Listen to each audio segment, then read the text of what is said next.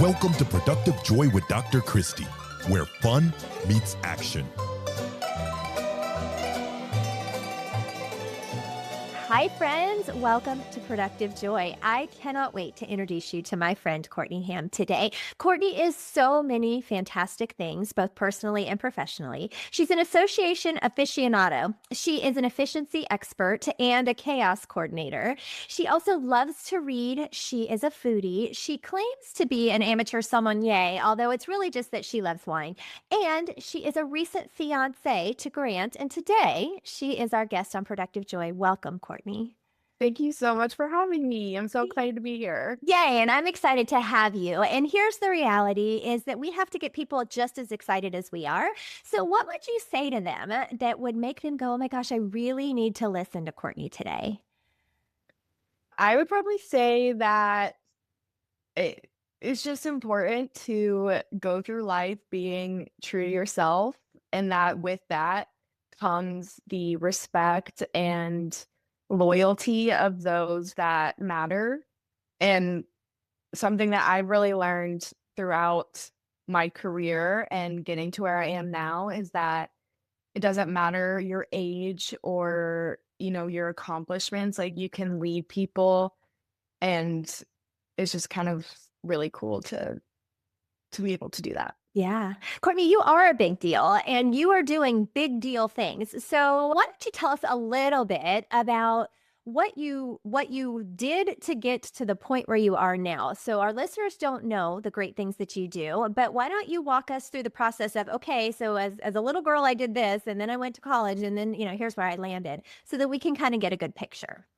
Yeah, definitely. So growing up, when I was like super little in elementary school and everything, I was definitely the teacher's pet. I always wanted to be the goody two shoes in the room and help my classmates. And there's this one time in kindergarten that I vividly remember begging my teacher to read a book to the class during nap time because I didn't want to take a nap. Oh, And she was like, okay, well, other people want to nap. So you can read, but you have to be quiet so you don't disturb everyone else, which I think is probably a common theme in my life. I really like to be in charge of things. I'm a little too type A sometimes, but that's something I know about myself, so I can control. Yeah, then growing up, I did musical theater from 5th to 12th grade. So I think that really gave me a lot of confidence in terms of public speaking and interacting with people that I wouldn't necessarily interact with otherwise, which was great. And then I went to Texas A&M for college, and I really found myself there. I was able to be in a leadership position in an organization that is an orientation program for freshmen. yeah. And so I was a counselor for a couple years, and then I became what they call a co-chair. So I chose counselors to be in my camp and then helped kind of mentor them to lead the baby freshmen as they were coming in and learning about college and all of that. So that was a really unique opportunity. And I think that's something that really opened my eyes to how much I enjoy mentoring people and pouring into people that are younger than me and trying to help them find themselves. So then fast forward to post college, I got this job at The Solution. We're an association management company, and it was something that kind of just came into my lap thanks to Valerie. She's someone that I knew in middle school. She was like my second mom growing up, and she kind of was like, hey, we have this opening. Is this something you'd be interested in? And I was like, I don't even know what an association is, but sure. I mean, I graduated during the pandemic, so I was like, I'll take any job I can get. And I always knew I wanted to be in the nonprofit space. I got a degree in finance, but my focus was nonprofit finance. And I thought I would do research and development and fundraising. But this door was opened for me, and I just couldn't say no. And it's been so wonderful. And now I love it. And I can't imagine, doing anything else. All right, we got to back up. Yeah. There are a couple things in there that I just want to Yes. latch on to. So the first one, so I was a Catawba guide. I went to Wow. Catawba College, and we had something similar, right? Where we were the guides for campus. I do have a vivid memory. You will appreciate this because we gave the tours, right? We helped families decide that this is where they wanted to send their kids. And it was homecoming week, and I was walking backwards because we learned that you walk backwards. I was walking backwards, and I was talking to this family, and the dad was very concerned about sending his baby girl to college, and she was so excited about going to college. And I'm watching this dynamic, and I'm walking and talking, and I look down, and someone has drawn a giant penis on the sidewalk. Oh my gosh. And I'm walking over it, and the dad's eyes get real big, and I went, so we have some artists on campus who, just wanted to decorate it. Free thinkers. Yeah. I thought you'd appreciate that. If you That's so funny. given tour guide moments, that was one of them. So It's a classic. It was a classic moment. But then the second is you are using all of the skills that you have built in your tenure. I'm going to say tenure because you're still, I'm a lot older than you, Courtney, but could be your mom, but that's okay. And what you've done is you've taken all of those experiences, whether it was, guiding others or finance or working with people in musical theater, because I'm guessing that Valerie was a part of your growing up years with that musical theater stuff. And we'll talk about that. Valerie was a guest. She was one of my first guests, actually. Yeah, I remember. And she talked about the solution. So I'm saying all of that to say, I think sometimes we think that, okay, I'm going to grow up to be a fill in the blank. And that's not actually where we land, but everything we do leads us to where we're supposed to be. And that's what I think I see in you is that you've chosen to take all of those experiences and then turn them into the leader that you are. So you are not very old. You don't have to say how old you are. But you do work with really high level people all the time. So let's back up to what the heck is an association? And what is an association management company? And then how do you navigate within that space? Yeah. So great questions. There's things that even I still struggle to answer to my friends when they're like, what do you do every day? I'm like, that is a great question. So an association, just a high level overview, it's a 501c6 nonprofit. So they get their revenue through membership dues and event registrations and those kinds of things. Sometimes they do education. So a lot of trades have these associations that, for example, like if you're a CPA, you can be a part of a CPA society and they help you get your continuing education hours and they give you member benefits like networking and those kinds of things. So pretty much any industry, there's an association for almost everything. Even the most minuscule industries have some sort of association body that's working to better the industry. So I work for the solution, and we, as an association management company, we have clients that are associations, and they're small to mid-sized associations. So they aren't as large as some of these big, crazy national ones that can afford to hire their own full-time staff of 10 plus people to run them. So they hire us because we each, as employees, have several associations that are our clients. And then we're able to manage their day-to-day, their events, their financials, their membership, their marketing, all of it at a smaller rate than it would cost them to have a full-time staff of their own. So I kind of consider it like a consulting almost, where I get to do a little bit of everything, which I love. I get bored easily, so it's nice to always have something different on my plate and focusing on different things every day. But yeah, it's really great. And I specifically work with 2 groups of family law attorneys, and they're incredible people, very smart, very accomplished.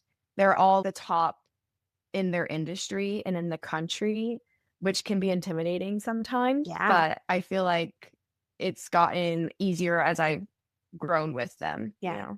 Well, so let's lean into that too, because these are high-end attorneys who are doing really amazing things and solving cases and big deal. Yeah. but they don't have the skill set that you have, which is Hmm. the organization and the event planning and the finances and all of those pieces that are not part of their unique genius, but they're part of Hmm. yours. And I just think it's so important for everyone listening that you recognize that we all matter and every one Hmm. of us brings something very unique to the table. And all of those things are needed. Yeah. I think, and you mentioned with age, right? So I think Hmm. most people have a moment of, I don't belong in this space, right? Oh Yeah. my gosh, what am I doing sitting here? I don't even know what they're talking about. Why am I here? But what you've had to navigate is, I do have a value add, and they could Hmm. not do this without me. So, what advice would you have for our listeners if they're sitting in a space right now where they're like, I don't know what I am supposed to be doing here because I don't understand what they're talking about, but I do have Yeah. something to offer? That's a great question. I would probably say that confidence is key. Mm, And the more that you can really show your confidence and show, I got this, I know what I'm doing, and trust me to do my job kind of a thing. yeah. That's something that was hard for me at first. And, once I grew my confidence in my abilities in this role, I was like, okay, I am the expert here. I know what I'm talking about, and I can show that to them through my work. So, yeah, it takes some time to earn trust for sure. But I think the more confident you can be and the more empowered in your abilities, the easier it is to earn that trust. So, is there a magical formula for that? Because I mean, I think we'd all do better if we had a little more confidence in who we were and what we do.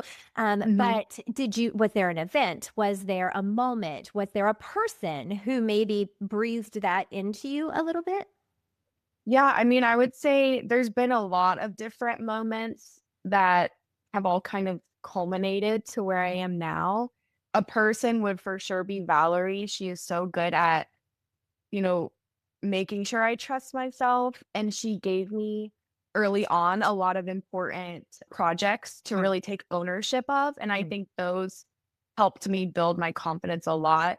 One in specific that still kind of blows my mind to this day is our first conference with a client. It's an international client. And so they had people coming from literally all over the world for this week-long meeting. And it was still at the tail end of COVID. So we had to have virtual and in-person presenters. And we had people attending virtually and in person. So she was like, okay, listen, I'm not the best with technology. I think you need to be in charge of all this AV coordination and make sure speakers and presenters and guests and everything are good. And I was like, oh my gosh, I've been in this job for less than a year, but okay, let's do it. So one of the speakers was the Chief Justice of Canada. He was coming to present to our lawyers, which was amazing. And because of COVID, he wasn't able to attend in person. So we coordinated him to be on the screen and everything. And there was this moment right before he went on. It was just me and him and a couple other lawyers in the room. And I was like, okay, I'm going to be as professional as I can. And I had the microphone to talk to him. And I was like, hello, sir. Thank you so much for being here with us today. We really appreciate you and your time. We're really looking forward to your presentation. And he was like, Courtney, thank you for everything you've done. You've been so great to work with and you've made it really easy. And I was like, oh my gosh, the Chief Justice of Canada knows who I am. That's so crazy. What do you mean? So that was the moment where I was like, okay, I'm an expert in this area. Mhm. He's an expert in his area, and we can respect each other no matter our age difference or experience difference. So that was a really empowering moment for I sure. bet. And I would call that productive joy. That is that Yeah. moment where you're like, holy crap, this dude knows who I am. And he called me by Yes. name and he said, thank Hmm. you. And I think there's a couple different lessons there, right? There's a lesson in him showing grace and not being Yes, so high and mighty that he didn't recognize that somebody was doing him a favor. absolutely. But then it was also you showing up as your full best self so that somebody could say, hey, good Hmm. job, right? And Yeah. there's a great satisfaction in that. But I don't want to define productive joy for you. I'd like you to define it for you. So if you had to define productive joy, how would you define it? To me, it's doing work that I love so much that it doesn't feel like work, Mm. because then I'm just happy every day. I'm not dreading coming to my office and emailing people and coordinating things. I'm like, oh, this is so exciting. I have all of these things that I get to do today. And that's something I always said growing up. Is I never want to be in a job that I don't love, because you spend so much of your time in your life working. I don't want to work away these hours doing something that I despise. I had a guest that taught us that it was 90,000 hours Oh my on gosh. average. A person will It's work jarring. 90,000 hours. Right. So when you are miserable, why? Mhm. Why would you waste Right. that much of your life in a miserable Exactly. situation? Oh, I love that. And doing work that I love so much, it doesn't feel like work. I Mhm. think I'm impressed that you have found that and that you're knowing how to lean into it. So I'm going to ask you a Gen Z question because I think you're squarely in Gen Z, right? Are you? Or maybe you're on I'm the tail honestly end. not. I think I'm the tail end. I think I'm kind of in the middle of two. So you're almost a millennial, but not in you're more of that Gen. So you're I right think on the so. cusp. Yeah. So when we talk about balance, there is no such thing as work-life balance. That's not a thing. Right. But we do have to decide what makes it above the priority line. And you work from home, so you're remote working. You travel a lot for work because the conferences don't happen at your house; they happen Right. elsewhere. And we are out of COVID now, so we are doing them Yes. for the most part. So how do you find that synergy? I'm not going to call it balance, but Mhm. that synergy Mhm. between, okay, I need to stop working now, even though there's nobody Mhm. that's saying it's 5 o'clock. Courtney, turn your Yeah. computer off, Right. and not working at all, right? I think there has to Mhm. be this synergy in order for that to happen. Yeah. How do you strike it? Well, I'm very fortunate that I started in a fully remote role when I graduated from college. So this is all I've ever known. I think it would be a lot different if I had started going into the office and had that structure Yeah, versus I've had to create that structure for myself. yeah. And I'm also very fortunate that every place I've lived since college, whether it be an apartment or a house or something, I've had a dedicated space that Ooh, is my office. So I can separate, okay, I've finished my to-do list for the day. It's 5 or it's after 5. I'm going to leave my office and close the door and I'll yeah. come back to work tomorrow. And the solution, Valerie is such a great proponent of work from home. She's very understanding that life happens and sometimes you have to go to a doctor's appointment and it takes an hour out of your day. But her philosophy really is, if you're getting your work done and your clients are happy, then I'm happy. And, you can work 7 p.m. to 8 p.m. to fill that hour if you need to, or if you need to go pick up your kids or, all these things. She's very understanding, which I think helps the work culture of Mhm. the company be flexible. Yeah. And it's just great. I love it. I think Well, yes. Well, go ahead, finish with that. I was just gonna say, I think that kind of creating my own structure early on has really helped me stay in that rhythm of, okay, I'm in my office by 8 at the latest every day and I'm working, working, working. I can take my lunch break and then come back to work and I finish. Yeah. Yeah. Well, there's power in boundaries, right? We all do Mhm. better with boundaries. And, Yeah. I know Valerie, and we've mentioned her a couple times. So let's give her official shout out. Valerie Smith is Yes. the CEO and owner. Is that the right title Mhm. of the Yes. solution? And she is a mama bear in every way she can be. But what I hear are some really powerful leadership lessons that she's teaching all of Definitely. you, because Mhm. she's empowering all of you to be leaders in your space. And she's Absolutely. modeling what a great leader looks like. So, what are Mhm. one or two things that you've taken away from her leadership that you Mhm. think our Productive Joy audience needs to do as well? Ooh, that's good. I would say number 1, being direct does not equal being rude, Oh, because I am such a people pleaser that in the beginning I was like, "Oh my gosh, if I say something in this email, people are going to think that I'm being really rude and disrespectful." And she's, "No, you're just asserting your authority. It's different. You have to ask for the things that you need and that you want, and that's not rude. Or, if there's something at a conference where the hotel dropped the ball on something, it's not rude of me to say, hey, where is this table that we said we need it right now for registration. That's their job Yeah. and they need to do their job to the standard that we require for our clients. So that was definitely a big Yeah. lesson for Direct me. doesn't equal rude. That's a good one. Yeah. And then also probably like compassion and empathy are the best foundation for leadership. You can't lead people without trying to understand them, and everyone comes from somewhere different. So meeting them where they are is the best way to get through and to lead them in the ways that they need. Mm.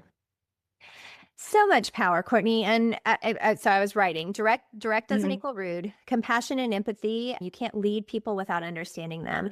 Valerie is a great example. You are a Mhm. great example. I try to be a great example of a You human are. first approach, right? So I don't care what has to get done. If you do not take care of the humans, it Mhm. will not happen with the same level of efficiency and effectiveness. Right. So you either need to have time to take care of the humans or you need to be ready to do a whole lot of troubleshooting, right? Yes. And I know you work a lot with event staff and people in different capacities, and kindness works every time.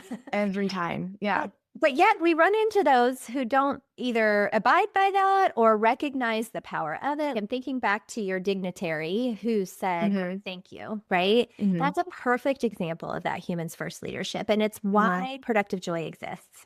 Right. Because I believe that we all need to be approaching work and life that way.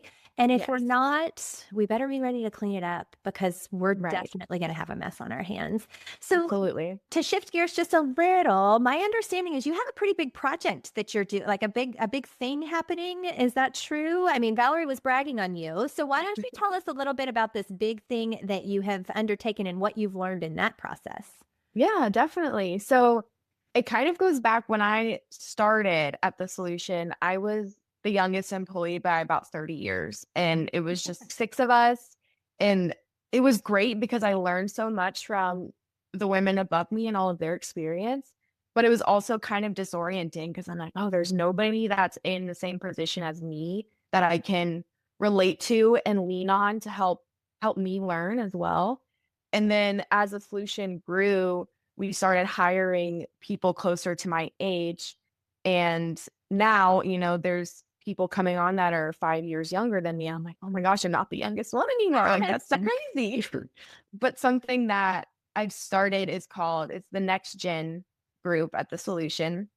And it's really been a great opportunity for me to kind of put everything I've learned in the past 5 years and try to impart some wisdom on this next gen of leaders at the solution. So we've had a few sessions and we're kind of just walking through like, how do you act as a professional person on a Zoom meeting, at an in-person meeting? What is proper email etiquette? How do I speak to these people that are 30 and 40 years older than me and not come off as a 22-year-old that just graduated college and has no idea what they're doing? Yeah. So that's been really rewarding. And we're about to start walking through kind of the basics of association management. Here are everything that you need to know as you're coordinating an event. What's your checklist for the supplies you need on site? Because a lot of these professionals have just exited college and they've,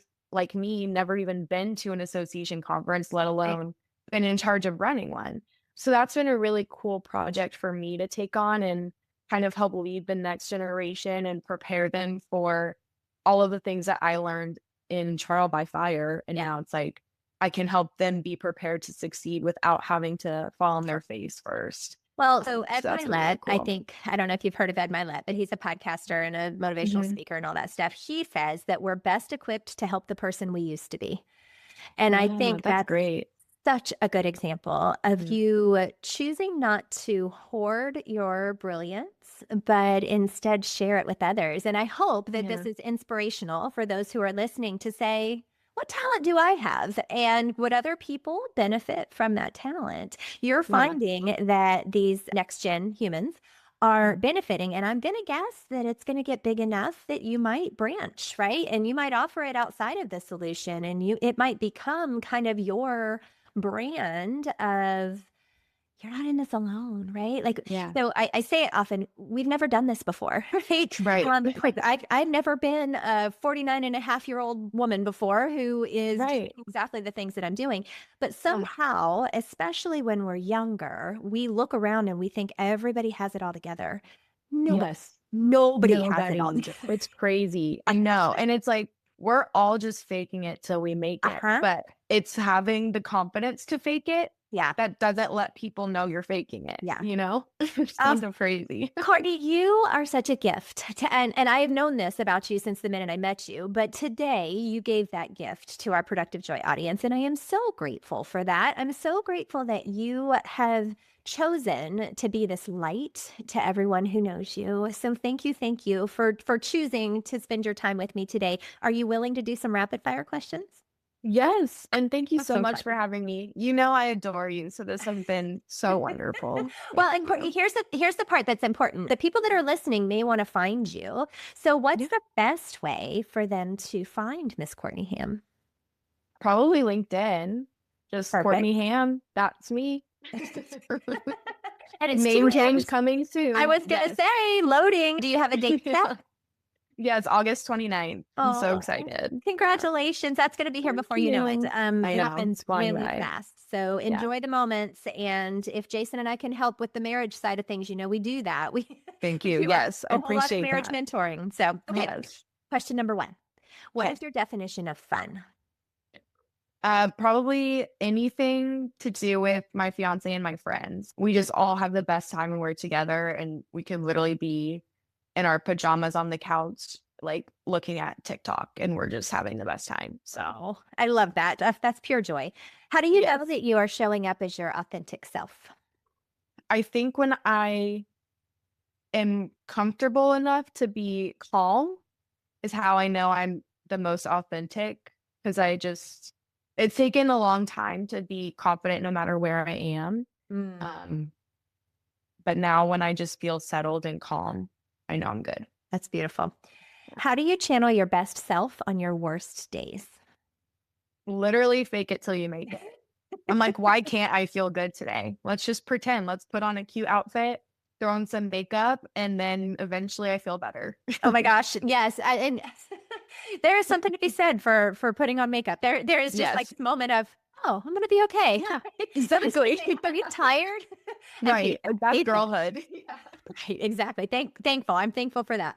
Okay, Definitely. last question, tough question. Mhm. You've said some brilliant things. You've left us with some thoughts. I think my inspiration has been to bloom where you're planted and to recognize that you have a talent that you could give to others. So whether that's starting an ERG, which is essentially what you've done, an employee resource Mhm. group for the next generation, or, ministering to moms or talking to, just somebody that you think needs a little pouring into, whatever the case, you're Yeah. encouraging us to do that. And Thank you. by nature, people can only hold on to one major idea in 30 minutes. So, what's the major idea you want to leave them with today, Courtney? I would say that leadership doesn't have a minimum age requirement or list of required accomplishments. Anybody can be a leader where they are. Yeah, and you are. You are a beautiful leader. Thank So, listeners, don't sell yourself short. It doesn't matter if you have a title or not. It doesn't matter how old you are. It does not matter if you've been in this job for 5 minutes, 10 minutes, or 30 years. You get the opportunity to have influence, and I hope you'll take it. So, I thank you, Courtney. This was just plain fun. Thank Was you. was it okay? Yes, it was so much fun. I had the best time. I could talk for Okay, good. hours. Good. I'm so glad. And friends, I need you to now grab a nugget or two of wisdom that Courtney imparted on us. And I need you to use it because if nothing changes, nothing changes. Let's not waste this time. Let's actually grab a nugget or two of wisdom and figure out a way to turn fun into action.